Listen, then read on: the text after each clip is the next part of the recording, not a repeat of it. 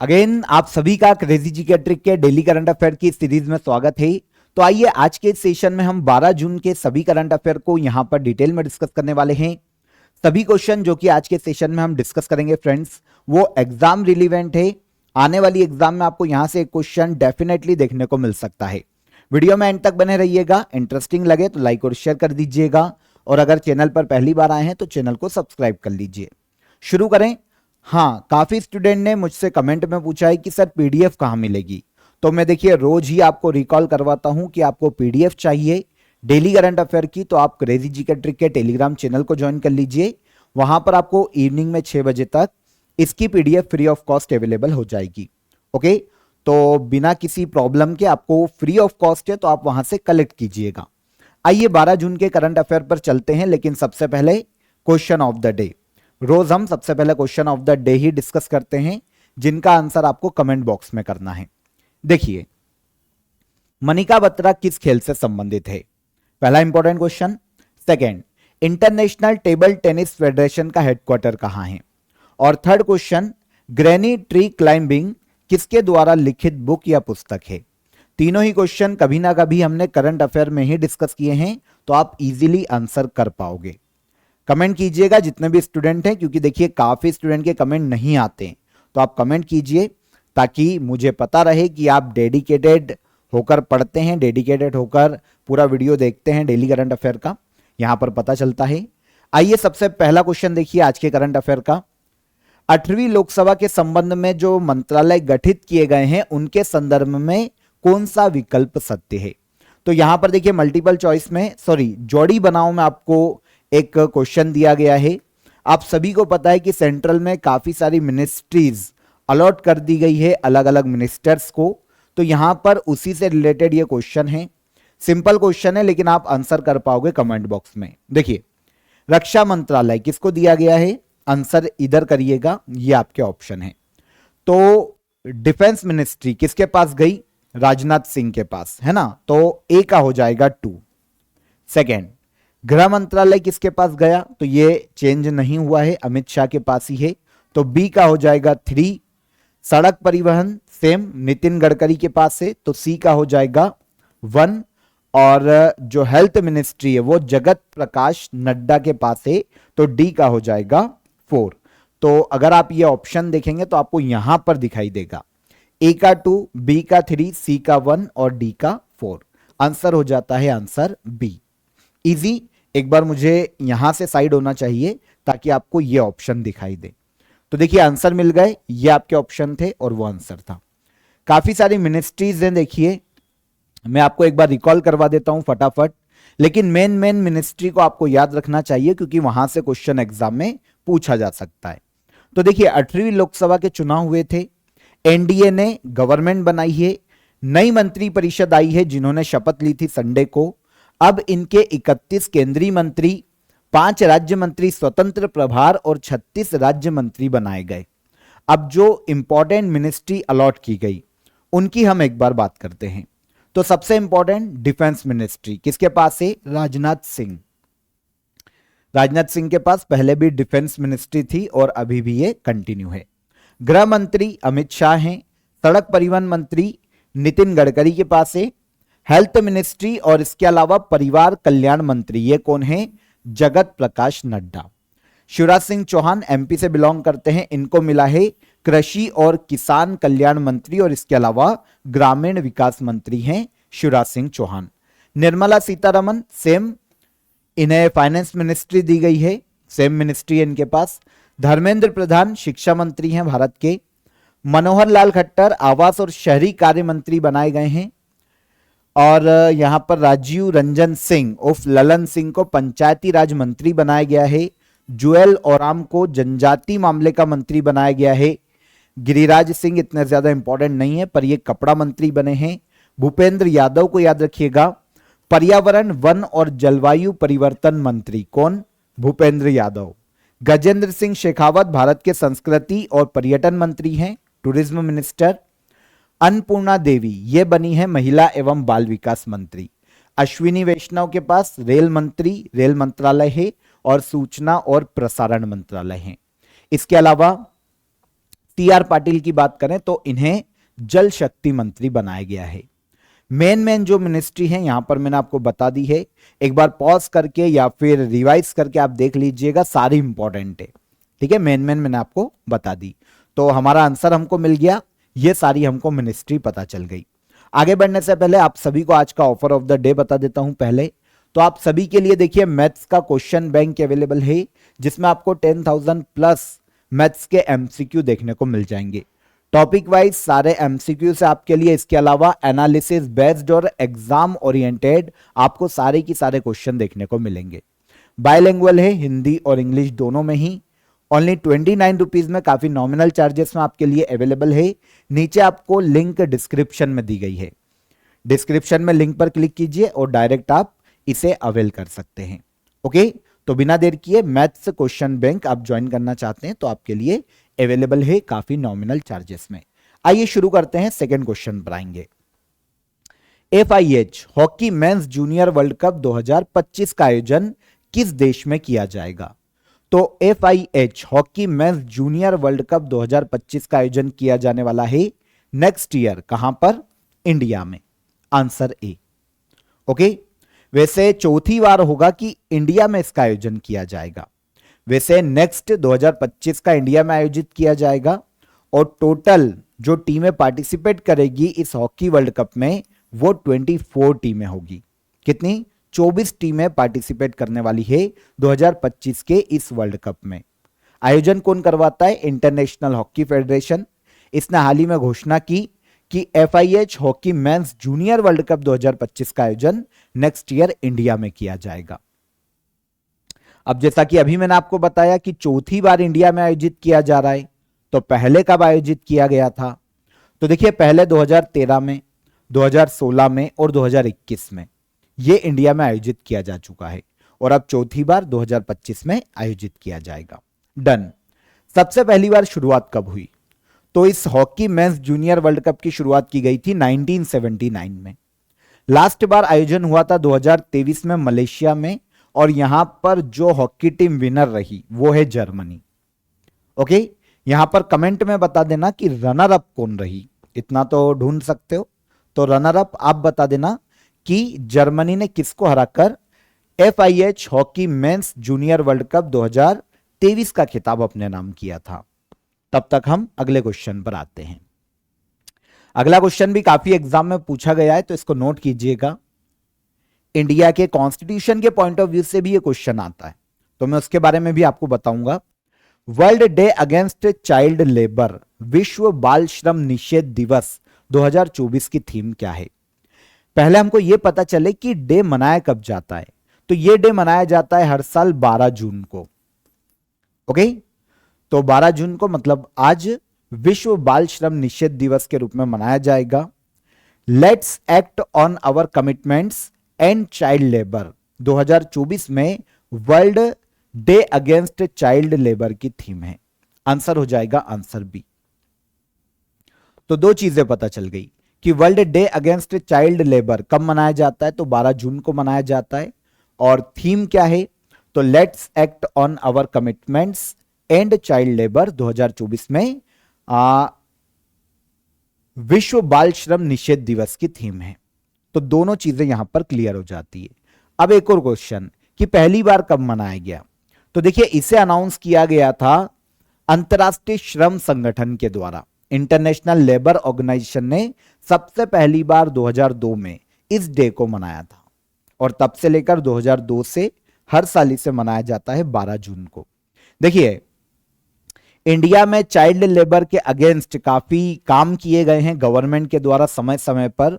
उसमें सबसे इंपॉर्टेंट जो एक लॉ हमको देखने को मिलता है, वैसे तो काफी सारे लॉज हैं, लेकिन एक जो सबसे इंपॉर्टेंट है वो है बाल श्रम निषेध और नियंत्रण अधिनियम। यह लाया गया था 1986 में, जिसके तहत भारत में चाइल्ड लेबर को प्रोहिबिटेड किया गया। इंडियन कॉन्स्टिट्यूशन का अगर आप आर्टिकल 24 देखेंगे ना, तो यह भी चाइल्ड लेबर को प्रोहिबिटेड करता है। सभी का यह मौलिक अधिकार है, फंडामेंटल राइट में रखा गया है कि चाइल्ड लेबर प्रोहिबिटेड है। 14 वर्ष तक के बच्चों को कारखानों आदि में काम नहीं करवाया जा सकता है, पूर्णतः निषेध है।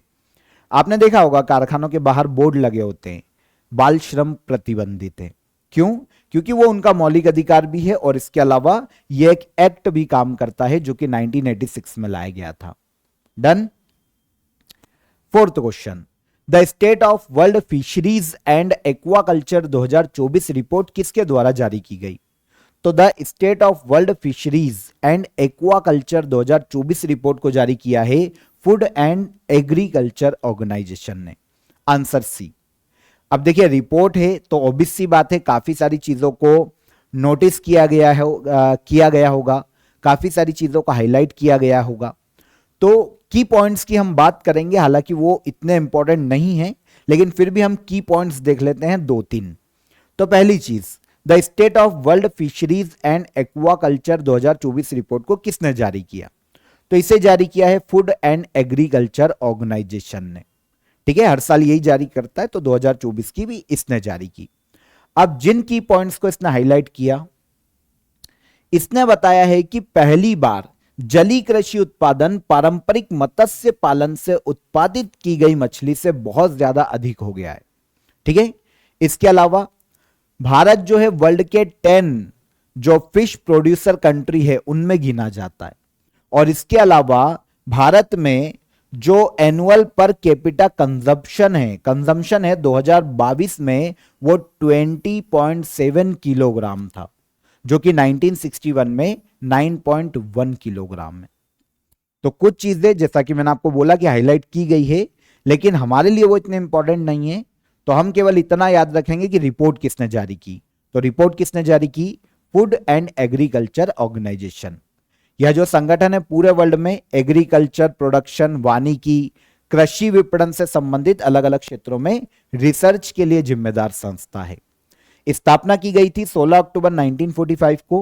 हेडक्वार्टर इटली के रोम में स्थित है और क्यू डेंग्यू वर्तमान में फूड एंड एग्रीकल्चर ऑर्गेनाइजेशन के अध्यक्ष या प्रमुख के पद पर हैं।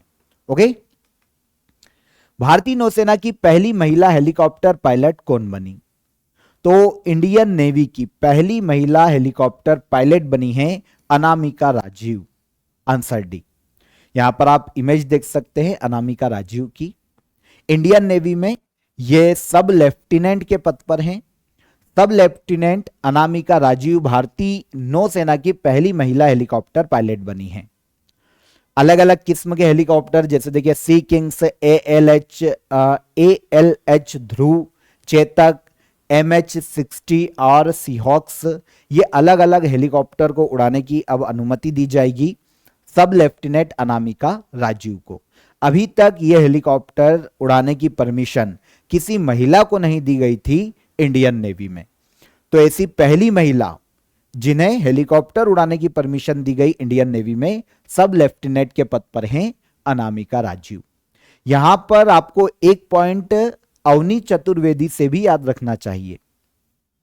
2018 में भारतीय वायुसेना की फ्लाइंग ऑफिसर अवनी चतुर्वेदी लड़ाकू विमान को उड़ाने वाली पहली महिला बनी थी। ठीक है, इंडियन एयरफोर्स में अवनी चतुर्वेदी ने अपनी पहली उड़ान में MiG-21 बाइसन को उड़ाया था। तो इंडियन एयरफोर्स की पहली महिला जिन्होंने लड़ाकू विमान को उड़ाया था 2018 में कौन? अवनी चतुर्वेदी। तो इस फैक्ट को भी नोट कीजिएगा, ये पूछा जा रहा है काफी एग्जाम में। हाल ही में खबरों में रहा मोंगला पोर्ट किस देश में स्थित है? मोंगला पोर्ट ये स्थित है बांग्लादेश, भारत के पड़ोसी देश में, बांग्लादेश में। बांग्लादेश में गंगा जब धाराओं में बटती है और बांग्लादेश में जब समुद्र में जाकर गिरती है तो उसके मुहाने पर बांग्लादेश में एक पोर्ट देखने को मिलता है, यह है मोंगला पोर्ट। मैप पे मैं आपको बताऊंगा तो आपको समझ में आ जाएगा। देखिए यहां पर आपको पर्टिकुलर, ये अगर आप मैप देखेंगे अगर प्रॉपर दिख रहा है आपको, तो ये बांग्लादेश का एरिया है। ओके, तो यहां पर आपको देखने को मिलेगा गंगा यहीं पर आके अलग अलग धाराओं में बढ़ती हुई बंगाल की खाड़ी में जाकर गिरती है। तो यहां पर बांग्लादेश में एक बंगाल की खाड़ी में पोर्ट देखने को मिलता है जिसे कहा जाता है मोंगला पोर्ट। और इसके अलावा बांग्लादेश का सबसे बड़ा पोर्ट है चित्तगांव। ओके, इसे अलग अलग नामों से भी जाना जाता है, जैसे एक इसको नाम दिया जाता है चटगांव पोर्ट। ओके, चित्तगांव या चटगांव वैसे कहा जाता है क्योंकि हमारे हिस्ट्री में उसका नाम चटगांव मेंशन है। तो देखिए अभी सुर्खियों में क्यों है मोंगला? तो भारत ने बांग्लादेश के मोंगला पोर्ट में एक नया टर्मिनल को बनाने में रुचि दिखाई है, क्योंकि ये इंटरनेशनली ऐसी कोई डील ढूंढ रहे थे बांग्लादेशी कि भैया कोई आके यहाँ पर टर्मिनल को विकसित करे और जो भी फिर उसमें साझेदारी है वो ले जाए। तो इंडियन गवर्नमेंट ने इसमें रुचि दिखाई है कि हम बांग्लादेश के मोंगला पोर्ट को डेवलप करेंगे, यहाँ के टर्मिनल को डेवलप करेंगे। ओके, तो मोंगला पोर्ट इसलिए सुर्खियों में है, बांग्लादेश का पोर्ट है, बांग्लादेश का दूसरा सबसे बड़ा पोर्ट है और दूसरा सबसे व्यस्त बंदरगाह है। पहला कौन? तो जैसा कि अभी हमने बात की, यह है चटगांव पोर्ट, बांग्लादेश का सबसे बड़ा पोर्ट है। वैसे देखिए, अगर मोंगला हम डेवलप करते हैं तो फिर यह तीसरा पोर्ट हो जाएगा जिस पर भारत की साझेदारी होगी, क्योंकि इसके पहले ईरान का चाबहार पोर्ट इंडिया के अंडर में और म्यांमार में सितवे पोर्ट की देखरेख भी इंडियन गवर्नमेंट के द्वारा की जा रही है। तो ये दो पोर्ट पहले से ही हमारे अंडर में हैं, डायरेक्ट या इनडायरेक्ट तरीके से। अगर हम डेवलप करते हैं तो फिर बांग्लादेश का ये जो पोर्ट है जिसकी हम बात कर रहे हैं, ये भी मोंगला पोर्ट, ये भी किसके अंडर में आ जाएगा? इंडिया के अंडर में। ठीक है, कहां पर है? बांग्लादेश। भारत के किस राज्य में महाराणा प्रताप पर्यटन सर्किल बनाया जाएगा? तो सीधा सा आपको आंसर मिल जाएगा, इसमें कुछ सोचना नहीं पड़ेगा आपको। महाराणा प्रताप कहां से थे? मेवाड़, राजस्थान। तो महाराणा प्रताप पर्यटन सर्किट बनाया जाने वाला है राजस्थान में। होगा क्या? तो महाराणा प्रताप से संबंधित जितने भी प्लेसेस हैं राजस्थान में, उनको डेवलप किया जाएगा ताकि विश्व स्तर पर उनको ख्याति प्राप्त हो। तो इसीलिए इसको नाम दिया गया है महाराणा प्रताप पर्यटन सर्किट। ठीक है, कहां पर डेवलप किया जा रहा है, कहां पर बनाया जा रहा है? तो यह बनाया जा रहा है राजस्थान में। ठीक है, तो राजस्थान के सीएम भजनलाल शर्मा हैं, इन्होंने घोषणा की है कि 100 करोड़ रुपए की लागत से महाराणा प्रताप पर्यटन सर्किट को डेवलप किया जाएगा राजस्थान में। राजस्थान में उदयपुर के आसपास के महाराणा प्रताप से रिलेटेड जितने भी प्लेसेस हैं उन सभी को डेवलप किया जाएगा। जैसे उदयपुर तो हो ही गया, इसके अलावा चावड़, हल्दी घाटी, गोगुंदा, कुंभलगढ़, ये सब कहीं ना कहीं उदयपुर और उसके आसपास के प्लेसेस हैं। चित्तौड़गढ़, देवार, छापली, है ना, छोटे छोटे प्लेसेस है राजस्थान में ही, अलग अलग जगह पर लोकेटेड हैं। इन सभी को डेवलप किया जाएगा इस सर्किट के तहत। तो महाराणा प्रताप से संबंधित है, तो एक क्वेश्चन मैं आपको दे देता हूं, कमेंट में आंसर कीजिएगा। हल्दी घाटी का युद्ध कौन से वर्ष में लड़ा गया था? बता दोगे? बहुत ही फेमस क्वेश्चन है, तो कमेंट कीजिएगा कब लड़ा गया था। पीएम आवास योजना के तहत 3 करोड़ नए घर बनाने का फैसला किया गया है। पीएम आवास योजना कब शुरू की गई? तो पीएम आवास योजना शुरू की गई थी जून 2015 में। अभी आपको पता है नई मंत्री परिषद काउंसिल ऑफ मिनिस्टर फॉर्म हुई है और वहां पर काउंसिल ऑफ मिनिस्टर की बैठक में घोषणा की गई कि पीएम आवास योजना के तहत 3 करोड़ नए घर बनाए जाएंगे। यह योजना शुरू की गई थी जून 2015 में, पीएम आवास योजना। ठीक है, तो 3 करोड़ नए घर बनाने को मंजूरी दी गई। सबसे पहली बार जून 2015 में इस योजना को लाया गया था और तब यह टारगेट रखा गया था कि 31 मार्च 2022 तक 2 करोड़ घरों का निर्माण किया जाएगा। यह टारगेट था पीएम आवास योजना का। ठीक है, केंद्र और राज्य की हिस्सेदारी कितनी है? तो ऐसे जितने भी स्टेट हैं जो कि मैदानी क्षेत्रों में आते हैं, है ना, एमपी, यूपी, जो मैदानी क्षेत्रों में बसे हुए, वहां पर 60% गवर्नमेंट अलॉट करेगी पेमेंट और 40% स्टेट का रहेगा। और वो जो कि उत्तर पूर्वी राज्य या फिर हिमालयी स्टेट हैं, वहां पर 90% सेंट्रल पैसा प्रोवाइड करेगी और 10% केवल राज्य को मिलाना होगा इस योजना के लिए। तो ये पीएम आवास योजना है, पहले 2 करोड़ का लक्ष्य था 31 मार्च 2022 तक, और अब 3 करोड़ और घर बनाने का लक्ष्य रखा गया है। यह जो योजना है यह ministry of housing and urban affairs के तहत शुरू की गई थी।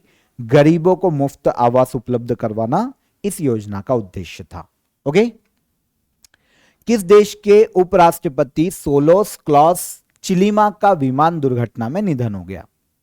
तो सोलोस क्लॉस चिलिमा, इनका निधन हुआ है। ये मलावी के उपराष्ट्रपति के पद पर थे। उपराष्ट्रपति है ना, वाइस प्रेसिडेंट, वाइस प्रेसिडेंट आप इनको बोल सकते हैं, सोलोस क्लास चिलीमा। ठीक है, मलावी के वाइस प्रेसिडेंट के पद पर थे, जिनका हाल ही में एक विमान हादसे में निधन हो गया है। तो ठीक है, 2020 से ये मलावी में उपराष्ट्रपति के पद पर थे, सोलोस क्लास चिलीमा। वैसे मलावी के बारे में हम कैजुअल फैक्ट देखें तो मलावी एक दक्षिण पूर्व अफ्रीकी देश है।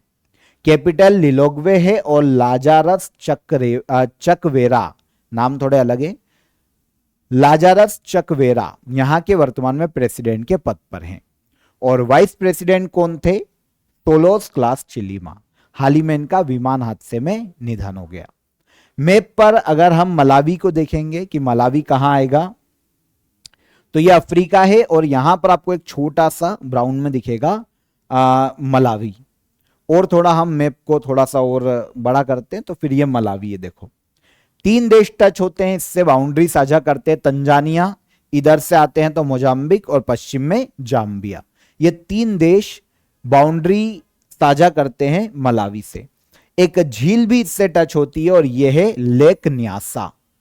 लेक न्यासा झील मलावी से टच होती है, अफ्रीका महाद्वीप का देश है। आखिरी क्वेश्चन पर आएंगे। चर्चा में रहा लेप्टोस्पाइरोसिस संक्रमण किसके कारण फैलता है? तो लेप्टोस्पाइरोसिस की बात करें तो यह बैक्टीरिया से होने वाला रोग है। ठीक है, बैक्टीरिया से फैलता है। अभी सुर्खियों में क्यों है? तो हाल ही में सेंट्रल गवर्नमेंट ने लेप्टोस्पाइरोसिस संक्रमण को लेकर स्टेट को अलर्ट किया है। काफी सारे स्टेट में इस बैक्टीरिया के कारण ये बीमारी के मामले देखने को मिले। 11 राज्य सबसे ज्यादा प्रभावित है, यूपी, तमिलनाडु, महाराष्ट्र, पंजाब, राजस्थान, मध्य प्रदेश, दक्षिण में केरल। इन राज्यों में लेप्टोस्पाइरोसिस के मामले हमें देखने को मिले। बैक्टीरिया से होने वाला रोग है, संक्रमण या संक्रामक रोग है जो कि बैक्टीरिया से होता है। ऐसे जगह पर ये बैक्टीरिया पनपते हैं जहां पर या तो गंदा पानी भरा हुआ है ना, कूलर में बहुत दिनों से अगर गंदा पानी भरा हुआ है, ड्रम्स वगैरह में, तो ऐसे क्षेत्रों में नॉर्मली ये संक्रमण फैलता है खाद्य पदार्थों के माध्यम से। जानवर या खाद्य पदार्थ के माध्यम से इंसानों में फैल रहा है। ठीक है, ये बैक्टीरिया गंदे क्षेत्रों में गंदे पानी में पनपते हैं। और बैक्टीरिया का नाम देखें तो लेप्टोस्पिरा इस बैक्टीरिया का पर्टिकुलर नाम है। अगर ये इफेक्ट करता है तो किडनी, लीवर, इनसे संबंधित बीमारियां हो सकती है। ठीक है, तो अगर क्वेश्चन आता है लेप्टोस्पाइरोसिस किससे होने वाला रोग है, किससे जनित रोग है, तो यह बैक्टीरिया से होने वाला रोग है। ठीक है, काफी राज्यों में फैला है। केंद्र ने इसके लिए एडवाइजरी जारी की है राज्यों को। डन। तो यहां पर 12 जून के सभी करंट अफेयर हमने डिटेल में समझ लिए। अब हम लास्ट डे के करंट अफेयर के रिवीजन पे आएंगे। पहला क्वेश्चन, कार्लोस अल्कराज ने फ्रेंच ओपन 2024 जीता है। कार्लोस अल्कराज किस देश के खिलाड़ी हैं? तो ये स्पेन के टेनिस खिलाड़ी हैं। फ्रेंच ओपन खेला है, ठीक है ना, कि कहां के टेनिस खिलाड़ी हैं? स्पेन के। सिक्किम का मुख्यमंत्री कौन बना? तो प्रेम सिंह तमांग बने हैं। अल्टीमेट फाइटिंग चैंपियनशिप में फाइट जीतने वाली पहली भारतीय महिला कौन? तो यह बनी है पूजा तोमर। कहां से बिलोंग करती है? यूपी से। रिजर्व बैंक ने डिजिटल भुगतान इंटेलिजेंस प्लेटफॉर्म की जांच के लिए किसकी अध्यक्षता में कमेटी का गठन किया? तो अध्यक्ष कौन? एपी होटा। हेल ब्रानर नेकर कप टेनिस टूर्नामेंट किस भारतीय खिलाड़ी ने जीता? कौन है? सुमित नागल। और टूर्नामेंट किससे रिलेटेड है? तो टेनिस से। भारत के किस संगठन को द एशियन बैंकर द्वारा best conduct of business regulator का अवार्ड दिया गया? तो किसे दिया गया? सेबी को, security and exchange board of India. निम्नलिखित में से किसने नॉर्वे ओपन शतरंज टूर्नामेंट 2024 का खिताब जीता? तो नॉर्वे ओपन किसने जीता है? मैग्सन या मैग्नस कार्लसन। ठीक है, नॉर्वे के ही खिलाड़ी हैं। हाल ही में 8वीं लोकसभा चुनाव के बाद मंत्री परिषद ने शपथ ली है। मंत्री परिषद की कुल सदस्य संख्या कितनी हो सकती है? तो लोकसभा के कुल सदस्य संख्या का 15% से ज्यादा नहीं हो सकती। ठीक है, चर्चा में रहा सुहेलवा वाइल्ड लाइफ सेंचुरी किस राज्य में है? भारत के उत्तर प्रदेश राज्य में। लास्ट क्वेश्चन क्या था? EY world entrepreneur of the year award 2024 का खिताब किस भारतीय ने जीता है? तो यह दिया गया है भारत के वेलयन सुवैया को। डन। अब कल के question of the day answer ले लेते हैं। बैडमिंटन प्रतियोगिता थॉमस कप और उबेर कप 2024 का खिताब किसने जीता? तो दोनों का ही खिताब चाइना ने अपने नाम किया है, चीन ने। ओके। चर्चा में रहा किनमेन द्वीप किस महासागर में स्थित है? तो यह द्वीप स्थित है प्रशांत महासागर में, पैसिफिक ओशियन में। चाइना और उसके जो पड़ोसी देश है उनके मध्य में इसको लेकर विवाद है। तो किनमेन द्वीप प्रशांत महासागर में स्थित है। हाल ही में लॉरेंस वोंग ने किस देश के पीएम के रूप में शपथ ली? तो लॉरेंस वोंग सिंगापुर के पीएम बने हैं। सिंगापुर के पीएम के रूप में इन्होंने शपथ ली है। ओके, बिल्कुल सही आंसर है ऋषभ कुमार का। वैसे ऋषभ होना चाहिए था पर ठीक है, ऋषभ कुमार है इनका नाम। ठीक है, तो सभी कमेंट वैसे सही आए, लेकिन बहुत ही कम स्टूडेंट कमेंट कर रहे हैं डेली करंट अफेयर में। तो आप जितने भी स्टूडेंट देखते हैं कृपया कमेंट करें ताकि पता रहे कि आप डेडिकेटेड होकर पढ़ रहे हैं डेली करंट अफेयर को, ताकि हम भी और ज्यादा एफर्ट डालें डेली करंट अफेयर में। आई होप सेशन अच्छा लगा होगा। सेशन पसंद आया हो तो लाइक और शेयर कर दो। कोर्स ऑफ द डे की लिंक आपको डिस्क्रिप्शन में है, वहां से जाकर आप ज्वाइन कर सकते हैं कोर्स ऑफ द डे को।